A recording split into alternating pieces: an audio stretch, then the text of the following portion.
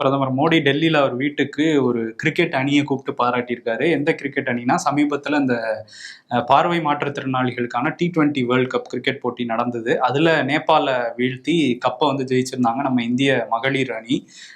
இவங்களுக்கு தான் கூப்பிட்டு பாராட்டியிருக்காரு. இவங்க தான் வந்து இந்தியாவோட ஒளியா தெரியுறாங்க எனக்குலாம் பேசி, அவங்களோட உழைப்பு எல்லாமே இந்த கோப்பை தான் சாட்சி அதுக்கெல்லாம் அப்படின்னு பேசியிருக்காரு. ஓகே, ஃபுல்லா பாருங்க ஈவெண்ட்லயே இருக்காரு தலைவர்.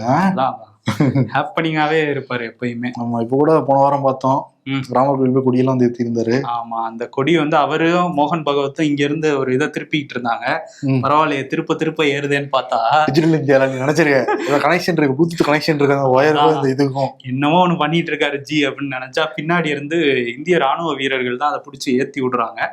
முன்னாடி பார்த்ததை மட்டும்தான் நம்ம பார்த்தோம். இப்பதான் பின்னாடி உள்ள வீடியோ பிஹைண்ட் த சீன்ஸ் வந்து வெளியே இருக்கு. ஓகே, இன்னொரு பக்கம் பிரதமர் மோடி சில மாதங்களுக்கு முன்னாடி ராமபத்ராச்சாரியா அப்படிங்கிற ஒரு சாமியாருக்கு ஞானபீடம் விருதெல்லாம் கொடுத்திருந்தாரு.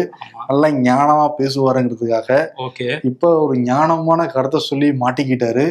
சில பேரே அவர் விமர்சனம் பண்றாங்க. இந்த ஒய்ஃபுக்கு வந்து அப்ரிவேஷன் மாதிரி விஷயம் வந்து சொல்லியிருக்காரு அவரு. வண்டர்ஃபுல் இன்ஸ்ட்ருமெண்ட் ஃபார் என்ஜாய் அப்படின்னு சொல்லியிருக்காரு அவரு. ஒய்ஃபுங்கிறவங்க இன்ஸ்ட்ருமெண்ட், அதுவும் என்ஜாய்மெண்ட்னு அவர் வந்து அது ஒரு பெண்களை எப்படி பாக்குறாங்க அப்படிங்கிறதுக்கான உதாரணம். இவர் லவ்வுக்கும் முன்னாடி ஒன்று சொல்லியிருக்காரு.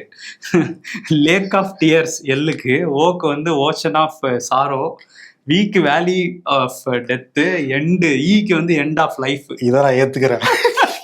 லவ் பண்ணா அதான் கதி. அவர் வந்து அதாவது அவரு சொன்ன டோன் இருக்குல்ல, அவரு பாதிக்கப்பட்டிருக்காரு, அதான் சாமியாரா மாறி இருக்காரு. புரியுதா? இருக்கும். அவங்க எல்லாம் வந்து அவரு எந்த டோன்ல சொல்றாருன்னு தெரியல. அதாவது அன்பே தேவையில்லைங்கிற மாதிரி பேசுறாரான்னு தெரியல.